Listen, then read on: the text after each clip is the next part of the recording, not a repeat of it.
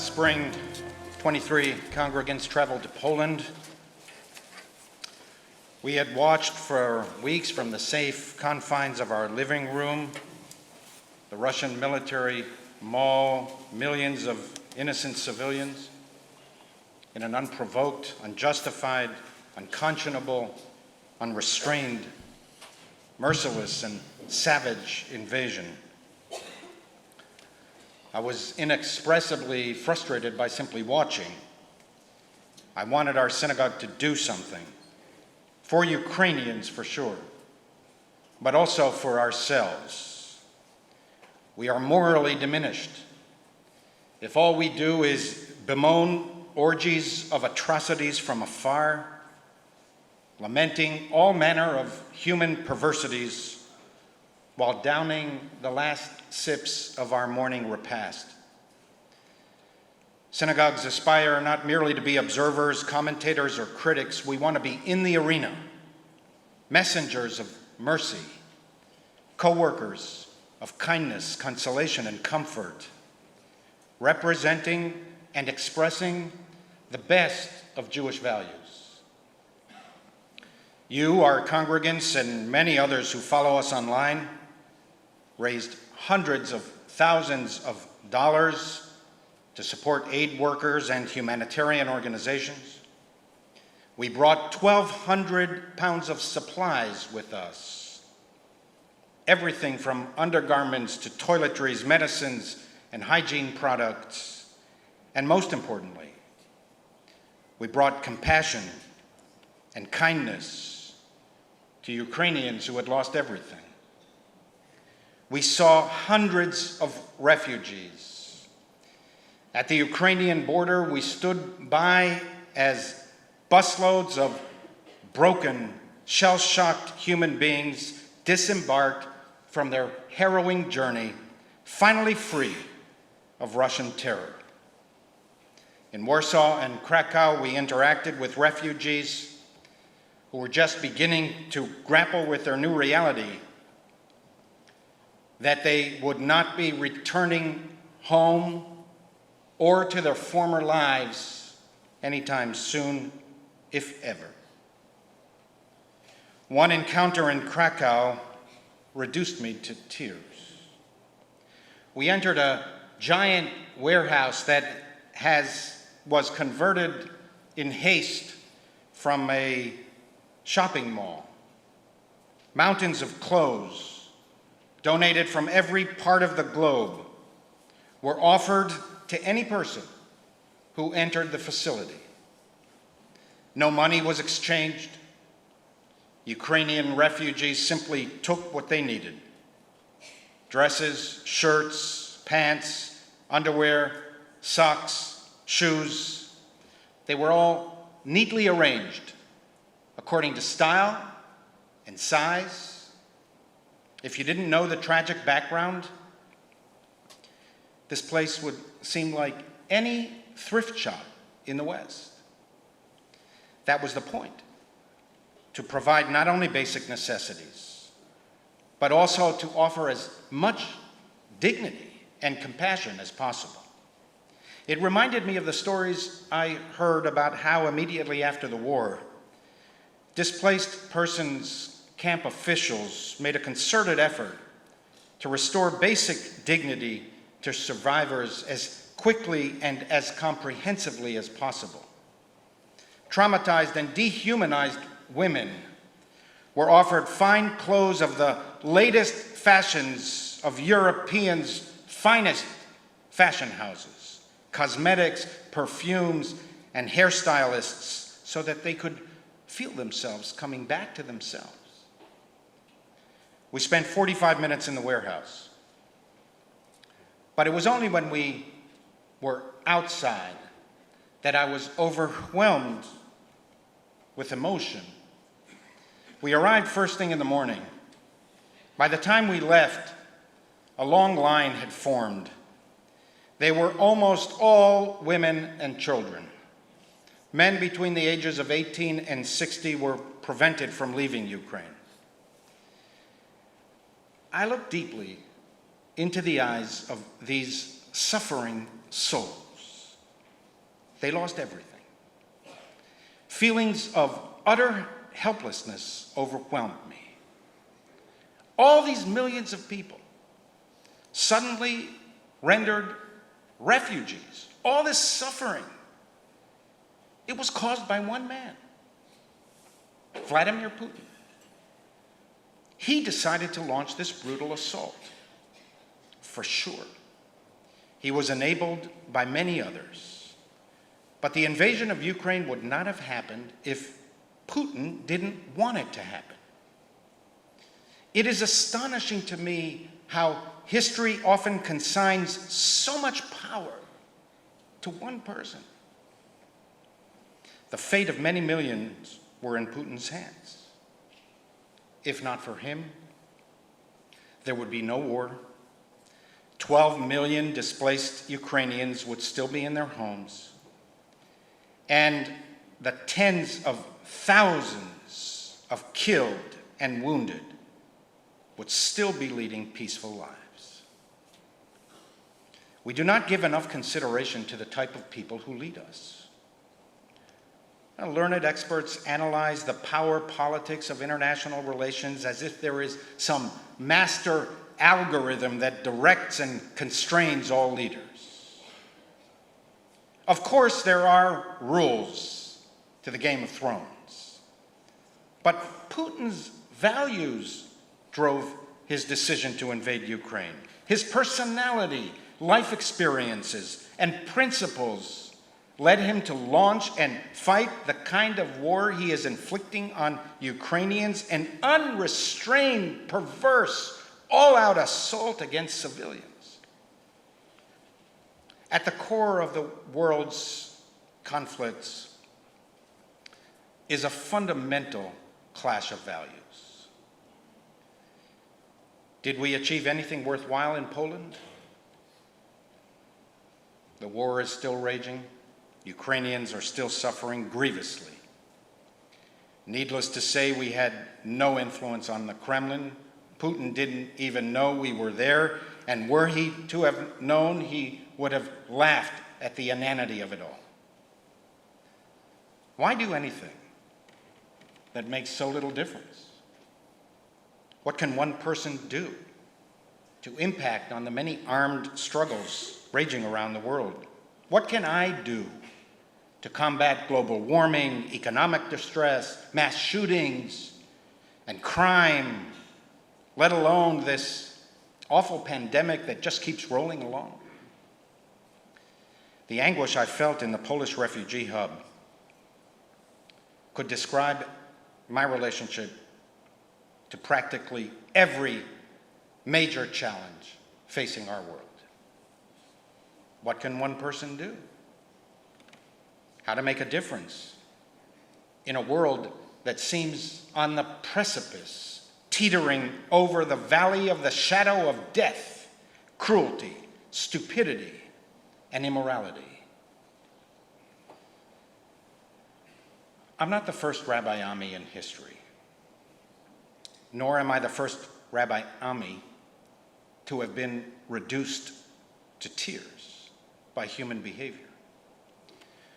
One of the best-known Talmudic sages was Rabbi Ami ben Natan.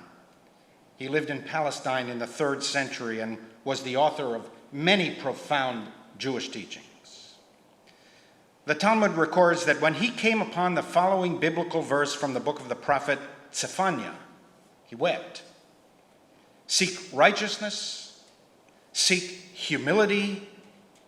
Perhaps you will find shelter when the day of judgment arrives. The same Talmudic passage records that Rabbi Asi, Ami's best friend, wept whenever he came across the following biblical verse from the book of the prophet Amos. Hate the evil, love the good, establish justice in the gates. Perhaps God will be gracious. Why did these great teachers weep upon reading biblical verses that are among the most profound and inspiring sentiments in the entire Jewish canon? we would have assumed that Rabbis Ami and Asi would be uplifted by the prophetic sentiments. Why did they weep? Because of one Hebrew word, ulai, maybe. Seek righteousness and humility, and if you do, ulai, maybe God will spare you on the day of judgment. Hate evil, love the good, establish justice in the gates, and if you do, ulai, maybe God will be gracious. In other words, even when we do the right thing, we may still not be rewarded, let alone change the world. Rabbi Ami is recorded as saying, all this, the ulai, devoting my life to justice, righteousness, humility, and goodness, and only maybe God will spare me. I think that Rabbi Ami and Rabbi Asi wept not only because of the uncertainty of their own lives, that even if they lead moral lives, they will still suffer, still see loved ones die, and endure all the pains and disappointments of life. They also wept because they realized that even if they stay humble, hate the evil, love the good, and pursue justice, if the world around them is arrogant, corrupt, unjust, and immoral, there's no place to hide. They and everyone else will be swept up in the wrongs of the age. There's a passage in the Midrash composed 1,500 years ago that describes 21st century climate change as if it was written today. Be careful not to destroy my world. If you do, there is no one to repair it after you. I cannot escape the effects of global warming no matter how many electric cars and sun panels I purchase. I cannot influence the climate to be 10 degrees cooler over my house than over your house. Rabbi Shimon Bar Yochai taught, there were once people on a boat. One took out a drill and began drilling a hole beneath his seat. The other said to him, "What are you doing?" He replied, "Is it any concern of yours? I'm drilling a hole under my seat, not under your seat." They said to him, "But you'll sink the whole boat, and we'll all drown." All of humanity is in the same boat. The rising tides of immorality, stupidity, ego, self-regard, lust for power, and conquest threaten all. And the more technologically advanced we become, the more we are at the mercy of others. There's no place for the moral person to hide. We are all at risk of going down with the ship. And when Rabbi Ami and Rabbi Asi realized this, they wept. Their despondence, demoralization, and despair overwhelmed them. But Judaism also provides the response. We overcome despair by countering despair, one day at a time, one place at a time, one person at a time, one moment in time. We defeat helplessness by helping. We surmount hopelessness by bringing hope. We conquer powerlessness by empowering. Our lives are driven by the way we see ourselves. We become not what we were meant to be, but what we choose to be. That's why we traveled to Poland.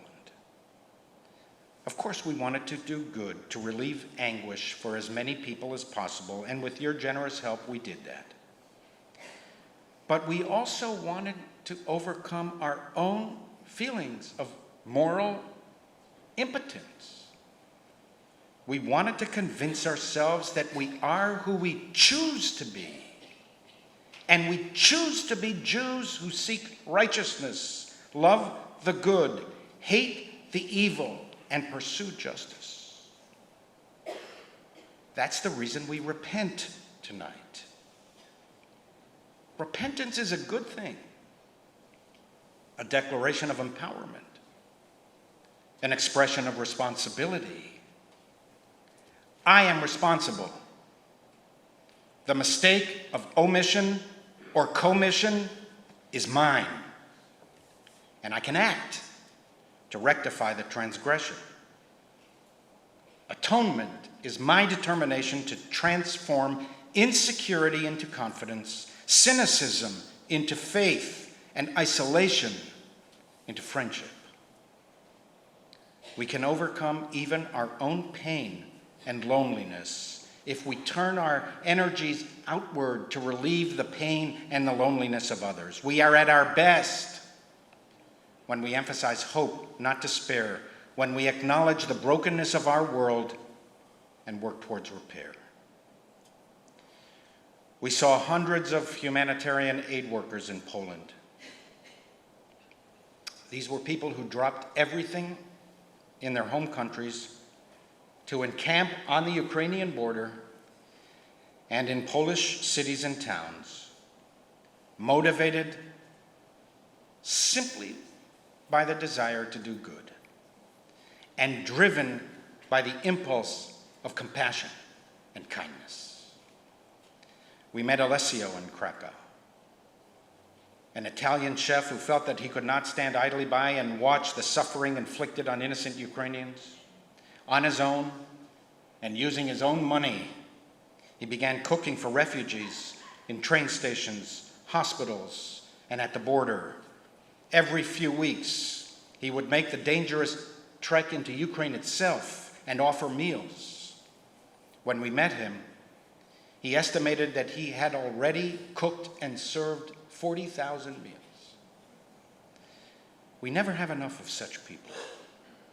There is always more misery in the depths than compassion in the heights. But here's the thing. In the midst of all of this suffering and deprivation, those humanitarian aid workers were not anxious and they were not fearful. They were confident, strong, content, satisfied, and even joyous.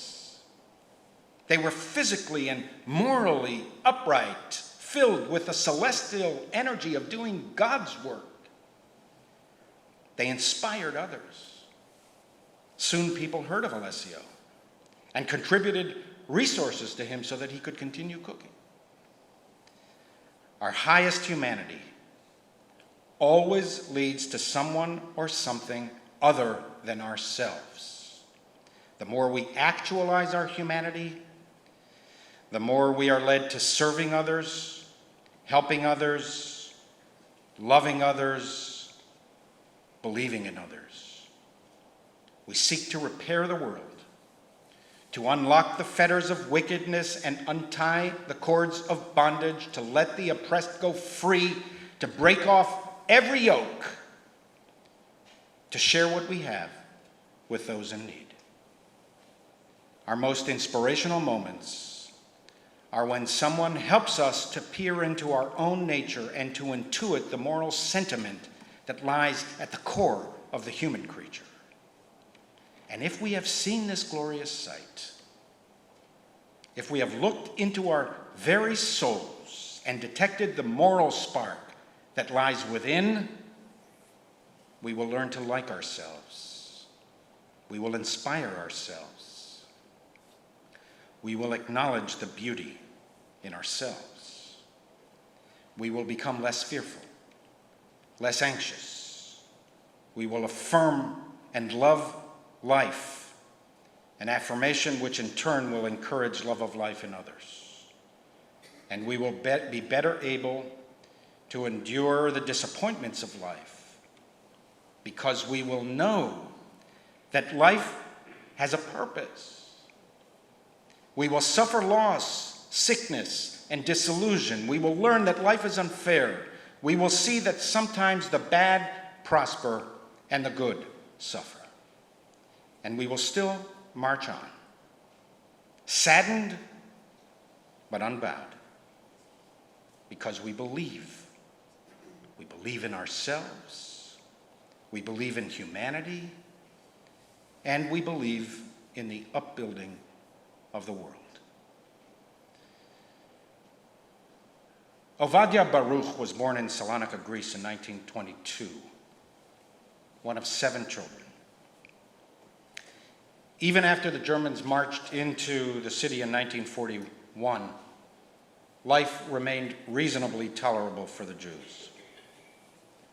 But in 1942, Adolf Eichmann arrived in the city, and soon thereafter, the Jewish community was forced into ghettos and vicious anti-Jewish incitement began. On March 15, 1943, the first deportation to Auschwitz left the station. 20-year-old Ovadia and his large family were on the train, dozens of cattle cars long, up to 100 people per car, old and young, feeble and disabled, with no food, water, or toilets. The Greek Jews had it worst. Greece was further from Auschwitz than any other European community. It took 7 days and 7 nights to reach the death camp. At 2:30 a.m. on March 21st, the train finally screeched to a halt. Ovadia staggered out of the car into the strobe-lit night. Armed guards shrieked at the top of their lungs, vicious dogs growled, and hollow-eyed inmates clad in striped rags ran this way and that. They must have brought us into an insane asylum, Ovadia thought. Not everyone heeded the command to leave the train. They couldn't. They were already dead. The hollow-eyed, striped-clad inmates would dispose of them quickly. The next trainload of tortured Jews would have no idea what transpired a few hours before them. Awaiting on the platform was Joseph Mengele. He alone determined who would live a few months longer and who would die that night. Ovadia's entire family was loaded onto trucks, never to see the sun rise again. Ovadia was sent to the main Auschwitz camp and eventually ended up working at the munitions factory, along with many other men and women, manufacturing bombs for the German war machine. One night, Ovadia was caught stealing food and received 60 lashes as punishment. As he was agonizing on the ground, a German guard kicked him so viciously that he cried out, "Oh madre,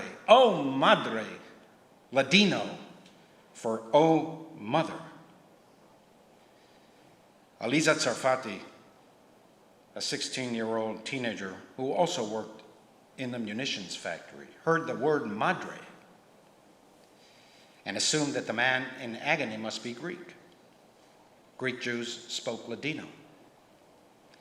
She asked the capo on guard, "Can you arrange for me to meet this man?"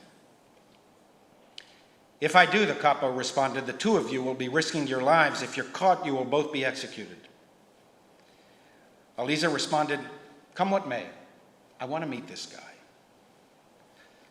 Moved by her courage, the capo put a dummy 250-pound bomb on a wagon, and Aliza wheeled it to where Ovadia lay in agony. "Are you from Greece?" Aliza asked. "Yes," Ovadia replied. "Me too," said Aliza. "Where in Greece?" "Salonika," Ovadia answered.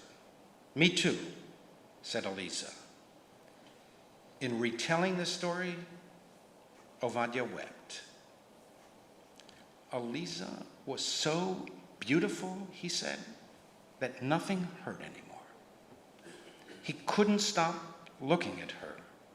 The only thing I wanted was to see Eliza. In the bowels of hell, they fell in love. They wrote secret notes to each other, risking everything. On one of those notes, Ovadia wrote, "If we survive this, I'm going to marry you." Throughout their captivity, Eliza never told Ovadia what happened to her in Block 10.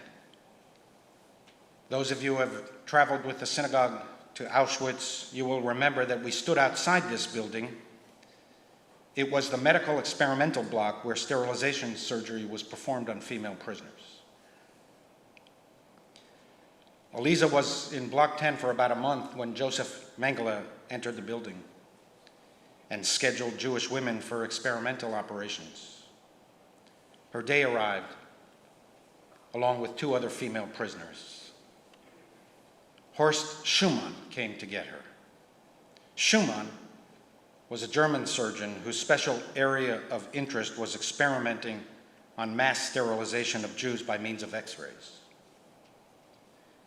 Eliza barricaded herself with the beds in her room and screamed at Schumann. Enraged, he pointed his gun at her and said, "I'm going to operate on you myself, but I'm going to operate on you last." While the surgeons were operating on the first girl, an air raid siren sounded throughout the camp, and the German staff ran to the bomb shelter, leaving the last 2 procedures to Maximilian Samuel, a well-known Jewish obstetrician from Cologne. Dr. Samuel was guarded like a hawk by another physician whose job it was to make sure that Samuel performed the surgery as planned. So he did the surgery. When it was over, Eliza was wheeled back into her room. Every day, Dr. Samuel would come to change her bandages, and Eliza would scream at him, "You are Satan, you are a wicked man. I'm 16 and a half years old and you sterilized me." Samuel responded, "Eliza, try to stay alive. One day, you will understand." Miraculously, Ovadia survived Auschwitz and inhuman death marches. When American soldiers found him lying on the ground in Mauthausen, Austria, he weighed 80 pounds. After months of recovery and rehabilitation, he made his way back to Salonika to search for family members who may have survived. Every day for 6 months, he would go to the Jewish Community Center and look at the list of survivors. "I didn't think of Eliza," he said, "because I assumed that she could not have survived those death marches. But after 6 months, I saw her name on the list of survivors, and I decided to wait in Salonika, thinking that maybe she would return to search for her family." One day, there she was. "Eliza," he shouted. "Ovadia," she cried. We embraced. We couldn't let go of each other. Eliza said to Ovadia, "I have not forgotten what you wrote to me, but I cannot marry you. You came from a very large family. You lost everyone, and I can't give you children." She then proceeded to tell him of the surgery performed on her in Block 10. Ovadia cried, "Marrying you is enough. I don't want children if it means giving you up." Day after day, he wore her down. Finally, Eliza relented, but told Ovadia, I will marry you only if you promise to put in our ketubah that you know that we will never have children. Ovadia responded, I'll sign 17 ketubahs to marry you. They married in 1946, and soon thereafter set sail for Palestine on an illegal immigrant ship. They were placed in an agricultural community in central Israel, living in an abandoned cattle shed. And a woman in the settlement, Mrs. Goldberg, had compassion on the young bride and invited her to take showers from time to time in her home. One evening, Eliza returned from Mrs. Goldberg feeling terribly ill. I'm never going in there again, never taking showers again at Mrs. Goldberg. Why not? Ovadia asked. Because I caught this disease that she has. What's wrong with Mrs. Goldberg? Haven't you seen how fat she is, Eliza said. Just look at her. She's got some infection or worms. And so that very day, we took Eliza to the hospital, Ovadia recounted. They examined her thoroughly. And the medical staff came in to give their report. She was 3 months pregnant with their son. 14 years later, a daughter was born.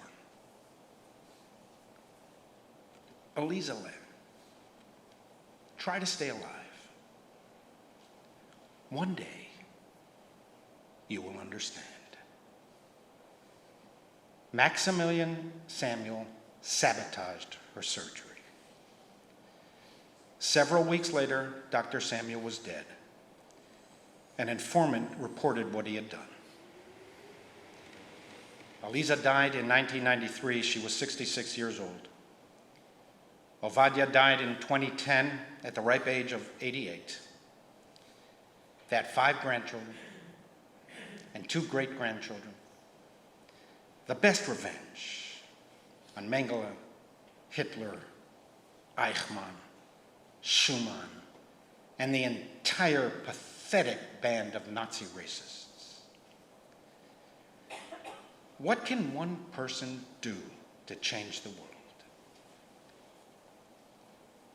Maximilian Samuel changed Eliza's world. He changed Ovadia's world. There are children alive today because of Dr. Samuel.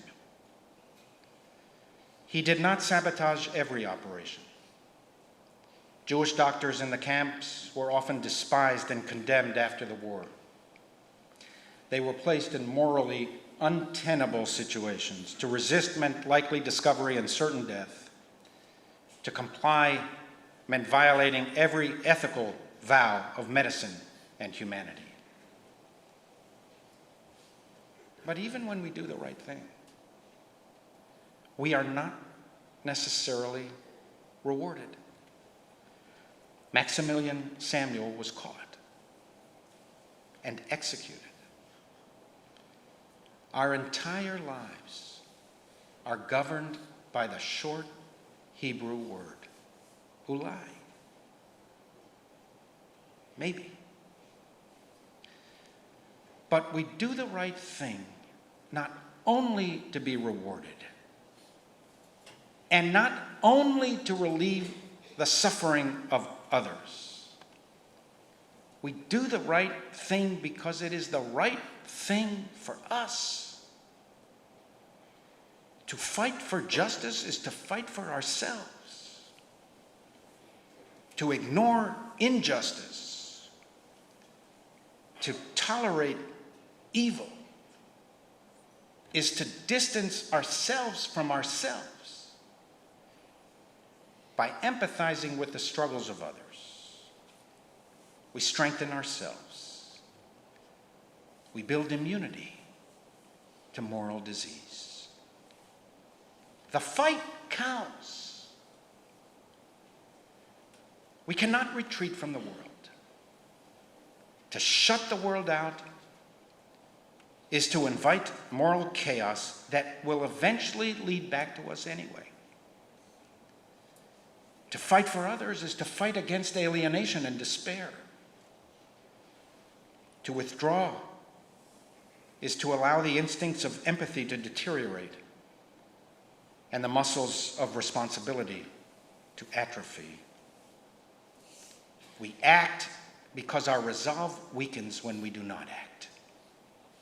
Apathy, lethargy, and complacency hollow out our human essence, the capacity to care about and empathize with fellow human beings. When conscience dies, we die, a spiritual death. And we need to try to stay alive. Ulai, maybe one day we will understand.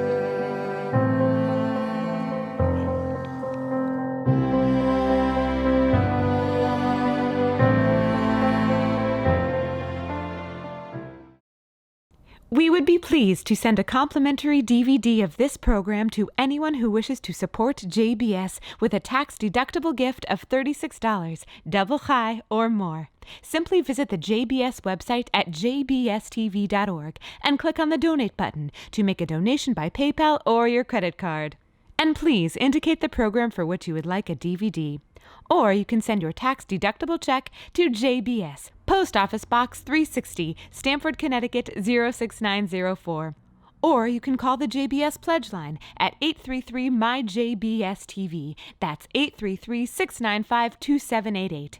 And again, please remember to indicate which program you would like to receive with our compliments. We thank you for your kind support.